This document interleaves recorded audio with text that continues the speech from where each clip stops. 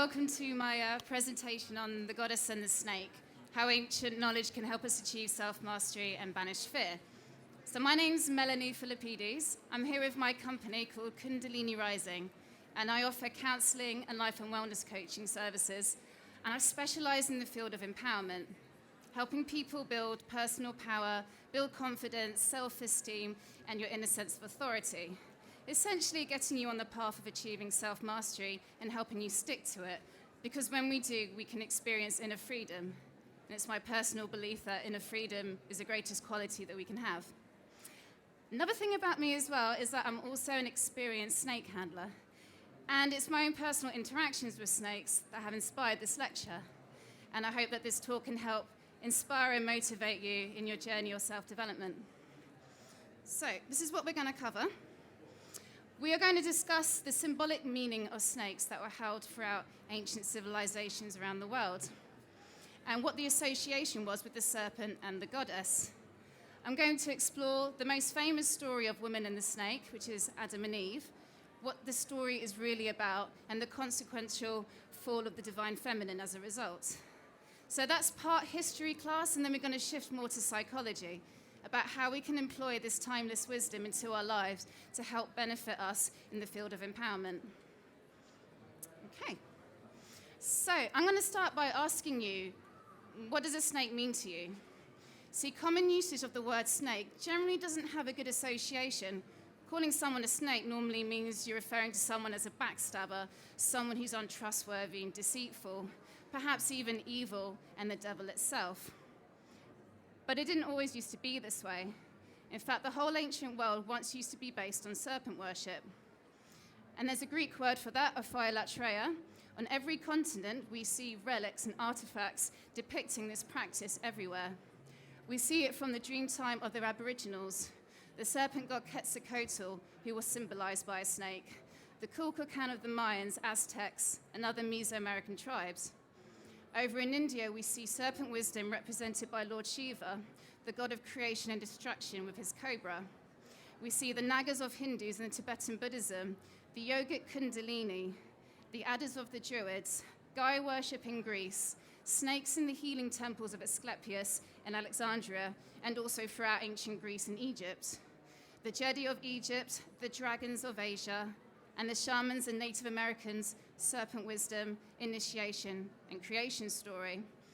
Now, the common thread of all these cultures and myths is that the serpent takes us out of the illusion of matter and into the reality of spirit. So here's an example of serpent worship being practiced right here in the UK. So this is obviously a pictorial representation. At the moment, it's just ruins, but 26 miles away from Stonehenge, we find in Avebury in Wiltshire, a serpentine temple that was the center of Druidism. In fact, the word Avebury originally was Aubrey, and this comes from the word Arbery, which means solar snake. And the Druids had a particular fascination with snakes, and they worshipped the sun as well. We find here the Minoan snake goddess from Knossos in Crete. Now, snakes have been worshipped in ancient Greece since 7000 BC. And this is an example of how they were actually respected and revered, and they weren't feared. So let's go over the symbolism of snakes and what essentially they represent. Well, first and foremost, snakes represent life, present and everlasting. Now, this is associated with how snakes shed. They periodically shed about every 4 to 6 weeks, and in doing so, well, there's two reasons why they shed. One is that they've literally outgrown their skin. Snakes will keep growing until the day they die. And so they shed because they've outgrown their skin, but also when they shed, they rid themselves of any mites, any dermatosis, scars, parasites, and they replete a new body covering, and in doing so, they emerge appearing revitalized and renewed. Now, our ancestors must have watched this with awe, and then associated with snake as knowing all the secrets to life and death. In fact, you look into the ancient tombs in ancient Egypt, and you see serpents everywhere in the funerary chambers. They were also associated with fertility and the goddess because their shedding cycles mimic the lunar monthly cycles. Associated with life force energy, most commonly known as Kundalini. And finally, they're associated with wisdom and attaining higher knowledge. Going to explain Kundalini a bit more. So it's a Sanskrit word from kundal, which literally means coiled up. Now, the great Indian sages, they spoke of this primal, creative life force energy that resides within each and every one of us in a dormant state. And it needs to be activated by will, by conscious effort. They likened this power to a serpent and gave it a feminine essence. It's a primordial female energy that lives at the base of the spine. And when she's awoken, she rises up through the chakras, which are the energetic centers of our body, completely transforming the individual along the way. Now, the concept of Kundalini is actually present throughout the world under different names. We find it in China known as Qi, and also as the Holy Spirit in Christianity. And you find it in religions, not only in Hinduism, but in Gnosticism, in Buddhism, Kabbalah, and Taoism, to name a few. The mythology and ancient cultures tell us their sacred stories of creation, which is essentially the awakening of Kundalini. So the Kundalini awakening is essentially waking up to one's true self, a spiritual awakening, self-realization, self-actualization, however you wish to word it. It's widely known as a sexual energy, but this is just one aspect of it. Really, the sexual energy helps to bridge the lower and the higher chakras, and then it travels to the crown, awakening the mind. Oh, it's not showing all of it. No, okay, it's not showing all the slides, never mind. Okay, so it travels to the crown and awakening the mind, and then we enter into unity consciousness. Now, this is the essence of serpent wisdom. It's realizing that we are all one. We are all part of the same energy, and we are all creators of our own reality. So here's some symbols of the snake. It's most famously associated in the caduceus. Now, this is the Greek god Hermes, messenger of wisdom, and in Rome he was known as Mercury. So the caduceus is a well-known sign in the medical establishment, and essentially it's a symbol of wisdom and healing. Now, the caduceus is reminiscent of DNA, and it wasn't first found in Greece, but we actually see it earlier in ancient Egypt. So this is the Egyptian god Thoth, and here he's standing with the caduceus, and he's initiating the emperor Seti. And we can see in his other hand he has an ankh, and an ankh is representative of life and immortality. And here in ancient Egypt, the snake was associated with divine wisdom. We see in the temple of Asclepius. Now, Asclepius was a Greek god of medicine. His temple was actually in Egypt, and people used to come and spend the night there, and they have live snakes living in the temple. Non-venomous, of course. The Greeks really valued the respect and power of the snake and their healing capabilities. And it's not just the masculine snake, but goddess Athena, the Greek goddess Athena, was also associated with a snake. Here are some pictures with her and her snake by her shield, very much seen as a protector and a guardian of the feminine. In fact, there used to be a live snake at the Acropolis in Athens, and this was a place that was dedicated to the goddess Athena, and the snake in this respect was seen as her guardian. So let's talk a bit more about the snake and the divine feminine. And I'm going to go all the way back to ancient Egypt. And initially, ancient Egypt was seen as a land in a very much a feminist sense. They very much worshipped the goddess, the mother goddess. And here I have a picture of a satellite view of Egypt. Now you can see starting in Upper Egypt and winding its way down, that's the Nile. If it looks from above, it looks very serpentine-like. And as it branches out into the Nile Delta in Lower Egypt, it resembles a tree, which would help to explain why Egypt was esoterically known as the land of the tree and the serpent. So let's explore some of the earliest goddesses and goddesses of ancient Egypt. We come to Godet Wadjet. She was one of the very first Egyptian goddesses. The name Wadjet, Waj means papyrus-colored one, and Et's an indication of her gender. So she was often depicted as a cobra, and the hieroglyphic for female was indeed a cobra, known as either the Uraeus or the Buto. And Buto is another name for Wadjet. Now, she's strongly linked with nature, as all primordial mother goddess figuras are. In fact, the papyrus plant is said to emerge from her, and she's connected to the forces of growth, fertility, and creative power. She became the patroness of the Nile Delta, most likely because cobras originate from there. So her image was worn by the pharaohs as a head ornament, indicating her protection and as a claim over the land. I'm going to skip a slide and show you here right now. So on the right, that's the Mask of Tutankhamun. And right above the third eye, notice the location, the third eye, we have the uraeus there, which is essentially Wadjet. And on the left, that's her symbol. It's a solar disk encircled by a cobra. So indeed, the uraeus is an indication of divine wisdom and solar force. In fact, she actually had an oracle in the famous temple called Wadjet, which gave the city its name. An oracle with a female high priestess with a live snake offering wisdom. And we see this tradition moving on from Egypt into ancient Greece.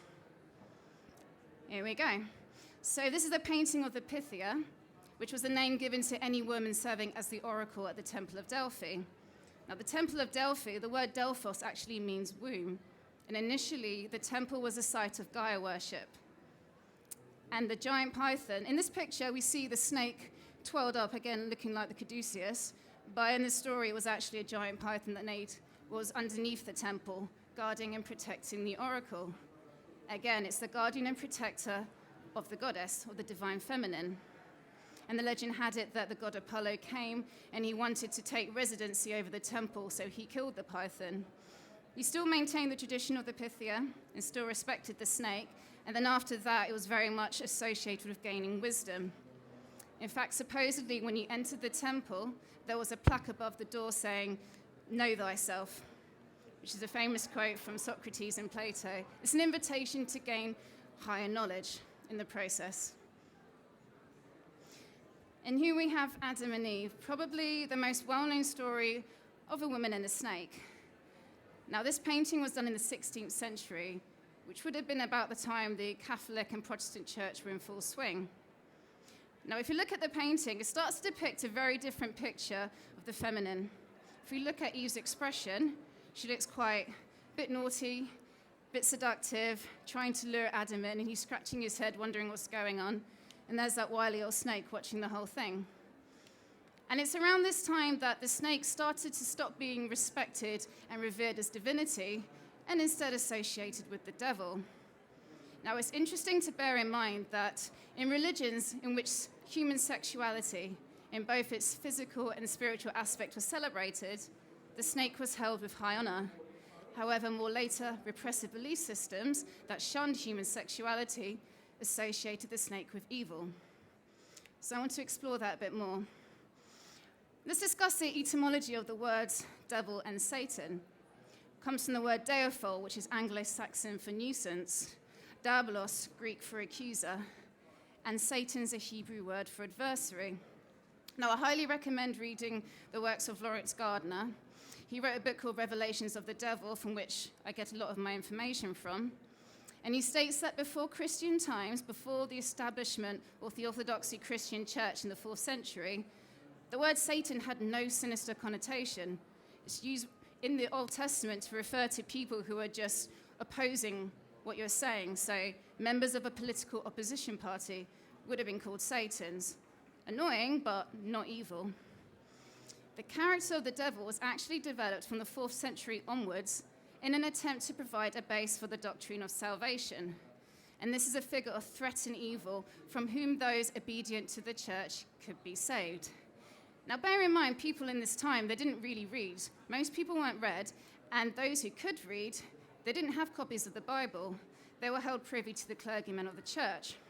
So this was essentially a scare tactic. Make people think there's an outside force that could harm you, could attack you, but we can save you, and only we can save you if you follow our church and obey what we say. Out of the story of Adam and Eve comes the concept of original sin. Now, original sin says that due to the transgressions of Eve, how she disobeyed in the Garden of Evil, all babies are born sinful and under the influence of the devil, simply by having a mother. And this requires the ritual of baptism to denounce the devil in the name of the church. And essentially, candidates were bound to the Catholic faith through this ritual of baptism. It's a wholly sexist notion, but there you go. This is the reason, this is what came out of the story of Adam and Eve. So we have to question to ourselves, what was it that Eve did that was so bad that the fall of mankind was essentially blamed on her? Well, let's study the story a little bit more. If you read the book of Genesis, there is actually no talk or mention of sexual contact between Adam and Eve, nor was there any sexual misconduct at all. There's also no mention of devil or Satan in the story. In fact, there's only one other unnamed character, and that's an unnamed serpent. So the story goes that God had warned Adam, not Eve, only Adam, to not eat from the tree of knowledge, claiming that he will die if he ate its fruit. The serpent approached Eve and asserted to her that this was not true, and that they should partake of the knowledge. Ye shall not surely die, for God doth know that in the day ye eat thereof, then your eyes shall be opened, and ye shall be as gods. Pay attention to the word plural, gods there. We'll come back to that in a minute. What I want to show is that eating the apple is actually a desire to gain self-knowledge. So it's a story of attaining wisdom. I want to say that the book of Genesis, isn't an original writing. Not at all. In fact, Abraham is the patriarch of Judaism. He came from the kingdom of Ur, which is in ancient Sumer. He came from Sumer, then went to Canaan, which is modern-day Palestine. So we have to appreciate that there is more to the story than just what the book of Genesis offers. And in fact, in the ancient Sumer, Canaan, and even the early days of Judaism, they worshipped a pantheon of gods. It wasn't just one god. It was only in later times all the gods became amalgamated into one, Jehovah. Now, Zecharia Sitchin, he points out that there was even a snake in the garden is an error of mistranslation. There is actually a story of Genesis, of human creation in ancient Sumer, which are recorded on cuneiform tablets. Now, the Hebrew writers, they were translating from these tablets. The original word used was NHSH. Now, when the Hebrew writers wrote their story of Genesis, they added vowels to that, turning into Nahash. Nahash means snake, but actually NHSH means to decipher, to find out. So that there wasn't a serpent in the common snake-like understanding, but actually a wise person. And that makes sense. Why would there be a talking snake in a garden? Snakes don't talk. It makes a lot more sense that it's a wise person. And that there was indeed a wise person in the garden whose wisdom turned out to be correct. In fact, God himself admitted that the couple had become as one of us, knowing between good and evil. Again, us, plural term. So what this is showing us is that there's more than one God in the story, and that it comes from earlier Sumerian creation. So I'd like to point out, who is the deceiver? We like to think of the snake as being the deceitful one, but was he really? Or was it Jehovah himself? So let's look at some Sumerian depictions. This is the earliest form of the caduceus that I could find. And we see in relics here, the two snakes circling up, again reminiscent of DNA. And now this is attributed to the Sumerian god Enki, and he's a big player in the Sumerian Genesis story. Let's talk a little bit more about him. So his name translates to Lord of the Earth. It's associated with water, intelligence, fertility, and creation. Now, I don't have a lot of time to go fully into their creation story. I have it all in my book. But what I will say is that he was known as the creator of humanity. He created the first humans. He was the protector of humans. It was Enlil, his half-brother, the god of air and wind, who wanted to kill humans because they're being too noisy and keeping him awake at night. If I just skip a slide, we can see Enki here on the left, and he is half serpent-like, indicating his association with the serpent. And on the right is Noah, and here he is offering counsel and advice to Noah, warning him about the flood. He was known as Enki the Wise, associated with serpents, and he had a female companion, the goddess Ninhursag, and it was she who wanted humans to have divinity and become as one of us. And with the both of them, they wished for humans to have free will. Now, this infuriated his half-brother Enlil, who wanted humans to remain ignorant, subservient slaves. So Genesis is actually a retelling of the Sumerian story. However, Enlil is represented as Jehovah and Enki is represented as a snake. And as Lawrence Gardner asserts, that the story of Adam and Eve is a retelling of the feud between the two brothers. Okay, so what is the consequence of the story of Adam and Eve, and what are the implications for the divine feminine? Well, sadly, the story in Genesis sets up women in general as being temptresses, under the influence of the devil and carrying the shame of female sexuality. Now, I like to use the example of St. Patrick ridding Ireland of its snakes. Bear in mind that the climate in Ireland is way too cold to have lots of snakes, so we have to take the story as being allegorical rather than literal. So what did the snakes represent and why were they driven out? Well, before Christianity came to Ireland, it was a place of Druid worship. And as I mentioned before, the Druids celebrated the sun, respected the snake, and also had a high celebration of human sexuality. Priestesses were the norm in the Druid faith, and this caused the celibate St. Patrick to feel threatened by the female sexuality. Essentially, driving the snakes out of Ireland is driving the goddess out and her wisdom. And where did it go exactly? Well, it became hidden. It was driven underground. You see, we're very lucky that we can just go into a bookshop and read any book on self-help. We can go online and watch any lecture, any YouTube video. 500 years ago, couldn't have done that, couldn't have spoken about these topics openly, because it would have been seen as heresy and you would have been killed. How many millions of women were burned at the stake, who were tortured simply by just being free-spirited and wanting to achieve wisdom like the original Eve did? Well, we live in a different time now. Information is available for us at a click of a button. There is no excuse for us to remain ignorant about what happened. So it's time for her resurrection. And not just in society, but within us itself. Because when we find balance between the masculine and feminine energies within us, we see heights in our progress. So I'm going to give a breakdown about the wisdom of the divine feminine. Well, it's honoring your body, essentially. You see, in ancient Greece, they worshipped Gaia and Sophia is a Greek word for wisdom, and the Gnostics believed that she is the earth incarnate. She is manifested as the earth, and our bodies come from the earth, so to respect the feminine within you is to treat your body as a temple. Cliched, but 100% true. It's about seeking healing from nature, simply by being outside, fresh air, putting your feet barefoot on the ground. When we do so, we bring negative ions into our body, and this balances out the positive ions accumulated from city living. Even medicinal plants and herbs, and I'm including entheogens and psychotropic plants. Now, I talk a bit more about this in the book, but there's a reason, in my opinion, why certain plants are made illegal. Now, perhaps it's because they help you to expand your mind, you see yourself bigger than you actually are.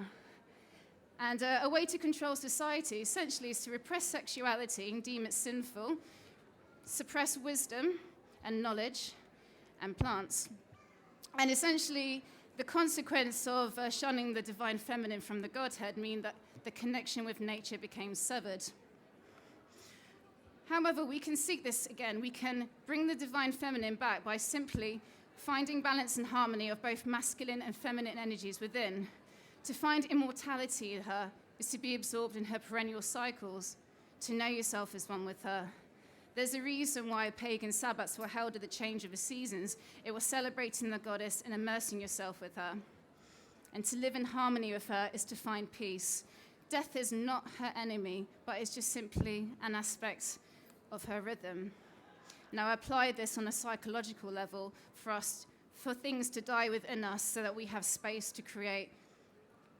And this is what the snake represents as well. The shedding of the snake, we take this allegorically so we can shed within us outdated belief systems. Anything that's holding us back, we can shed it. And essentially, it's about unity consciousness, realizing yourself as unconnected to all things. And it's a call for wisdom to help elevate your consciousness, because the greatest journey that you can make in life is by expanding your own consciousness. And this is what I focus on in my work. I'm very much about elevating consciousness, which happens in the path of self-mastery. So the perks of self-mastery, why would anyone be interested in doing this? So this is what I employ in my counseling. It's a shift from victim mentality to inner responsibility. Now, how many times have we blamed other people outside situations for how we feel? See, when we do that unconsciously, we're waiting for the other to make it better for us before we can feel different. A shift from victim mentality to inner responsibility is actually really empowering, because when we realize that actually it's me who got me in this situation, I created this, then it puts the power back in my hands to do something about it. As a consequence of sticking on the path of self-mastery is that you experience better health and vitality, because you're focusing on your own personal growth and evolution and not on self-destruction and self-sabotage. Become better at setting healthier boundaries. I know from my own personal experience that this was very important, to have enough love for yourself to say no to others, to having your energy drained. So many healers are drawn to this work, and they often find that have difficulty setting boundaries, wanting to help everyone, but you need to help yourself first. Now, as a consequence of perks of self-mastery, you can experience more confidence, a stronger sense of discipline and willpower, higher self-esteem, and inner power. And as a result of this, you'll experience motivation, a greater sense of purpose, what I'm doing in life, satisfaction and happiness. And the practice of self-mastery essentially leads to inner freedom. And this is why I spoke about at the very beginning, why I believe inner freedom is the greatest quality we can have. Because it's inner freedom from not listening to our inner critic all the time. It's freedom from not chasing the approval of other people, for seeking their approval to establish that I'm okay. I know I'm okay, I don't need other people's approval for that. Freedom from not always following the whims and impulses. And this actually is what helps us get out of bad habits and start creating new habits. Essentially, you're not reacting to life. And I like this quote by Eleanor Roosevelt: "No one can make you feel inferior without your consent." It's absolutely true. How you think, how you feel, your behaviors 100% come from you. So, if anyone's read the book Power versus Force by David Hawkins, I'm a big fan of his work. So he, using emotional kinesiology, he calibrated levels of consciousness on a scale from 0 to 1,000. And we can see here at the very low end are feelings of shame, guilt, apathy, rises up to pride, and then we start on the level of self-empowerment, moving up to courage, neutrality, even up to reason at 400. At 500, registers love, joy, peace, and enlightenment being at the very top. Now, when we're on the path of self-mastery, essentially we are raising our levels of consciousness. We're moving up and up and up. Now, if you notice, the majority of the world are stuck in lower states of consciousness for whatever reason, whether that's civil war, lack of education. For those of us who have access to information and have the funds to be able to do this work, it's imperative that we do, because we're all connected. No one is an island. When we work on ourselves, we have an impact on the people around us. Let's move on. So, the services I offer, what do I do exactly? Well, like I said, I am a counselor, and I'm also a life and wellness coach. I work with the energies of the snake on a psychological sense, in that I'm helping you come to terms with past trauma and shed it. How many of us feel held back from ego defense mechanisms, belief systems, that were created in the past, and they're stopping us from evolving into what we want to be? We can literally shed this, it just involves choice. I help make the process of inner transformation quicker, easier, and more enjoyable, simply because I'm integrating aspects of coaching into my counseling. Now, I give you the depth provided with counseling, but with the speediness of coaching, because I'm working with your sense of will. Willpower is so important. It is one thing to get lots of information and get inspired, but how many of us go to lectures and presentations and think, that's a good idea, but then you don't really implement it, and then you end up just forgetting about it, motivation goes, so you go to the next lecture, read the next book. Nothing's going to change until you actually practice what you've learned. So I said that I am a trained snake handler. Sometimes I integrate this in my counseling and coaching sessions. Now, as I've explained previously, snakes were very much commonplace in the ancient world. You could go to a temple of a priestess. We had this in Isis, in ancient Egypt. Temples to the goddess Isis had high priestesses and snakes there. The reason why is because energetically, they work on our energetic bodies. They help shift stagnant energy, but also in the very real sense that they're a creature not many people are used to. Now, I have some at my stand. I didn't bring them to the stage with me. And it's quite an empowering experience because when you hold something you're not used to and you live to tell the tale, you realize it wasn't that bad. It just boosts your confidence. And it's this daily experiencing of overcoming fears and boosting your confidence that makes all the difference in life.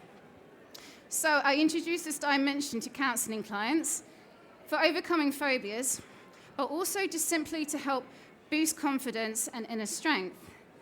Now, when my experience is in empowerment therapy, the snakes work in a very interesting way.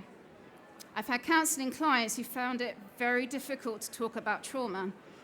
And I don't blame them. It's like reopening a wound when you talk about traumatic past. Having a snake in your hand actually helps you very present. You become very present because you have to be. You've got a snake in your hand. And the power that you get from them makes it braver for you to talk about what you want to in the session. So how did I get into snakes in the first place? Well, I'm actually a hobbyist belly dancer. Don't have time to do it nowadays, but I used to perform all around London. And in my belly dancing circle group, I used to dance with a sister group. One of the girls started dancing with snakes. It's not unusual in the belly dancing world. In fact, the term for dancing with a snake is called snake charming. And as soon as I tried it with my friend Snake, I fell in love. I couldn't explain it, but I just really resonated with their energy. I used to then perform with snakes as well in my spare time. And I had a lot of women approaching me, asking me, how do I get into this? This looks fascinating. It's very much a niche thing. People either really hate it or they're very much drawn to it and can't get enough of it. So now I offered this to women. I teach one-on-one sacred belly dancing, snake charming. And it's a healing experience because not all of us find talking therapy really helps. It can help, but it's not the be-all and end-all. Some of us just prefer to move, to let go. I know that I do as well. So it's healing through dance where words aren't necessary.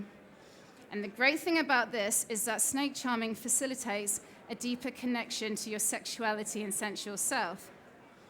I have quite a few female friends who say to me after their first session, is it normal that I'm turned on by this? Quite a lot of this happens. Absolutely normal. As I mentioned in Kundalini, it's widely known as a sexual energy. And this is really great for us who've had difficulties accepting our emotional side, who have difficulties with their sexuality. It's a place and experience for you to actually be at one with what's being brought up for you, to experience your sensual self. And it's all done in a very safe practice. See, I am licensed to work with snakes, and all of the snakes are my own. I've worked with them for years. They're all trusted, they're non-venomous, they're very safe to work with. And essentially, it's an opportunity to embrace the wild feminine archetype. And this is shunned in society a lot. It seems like we either have to be the Madonna or the whore, or the just perfect and pure, or a harlot. So what does that leave for us who just want to embrace the wild feminine? Well, this is an opportunity to do so. And if you're not sure about one-to-one sessions, I do offer workshops. In fact, I'm co-hosting a Kundalini workshop where I have a Kundalini yoga instructor guiding everyone through a kriya, followed by a sacred cacao ceremony, drinking hot chocolate, followed by a static snake charming. So if you want to know more details about that, come see me at my stall. I'm just back there. And finally, I want to end with this amazing quote. It's from Marianne Williamson, A Return to Love. Our deepest fear is not that we're inadequate. Our deepest fear is that we are powerful beyond measure. It's our light, not our darkness, that most frightens us. We ask ourselves, who am I to be brilliant, gorgeous, talented, fabulous? Well, actually, who are you not to be? You playing small doesn't serve the world. There is nothing enlightening about shrinking so that other people won't feel insecure around you. We are all meant to shine as children do. And as we let our own light shine, we unconsciously give other people permission to do the same. And as we are liberated from our own fears, our presence automatically liberates others. So thank you very much for your time, everyone. I have a stall literally outside where you can find out more about what I do. And I go into more detail in my book, Call of the Serpent. And that's it. Thank you very much for your time. Have a great day.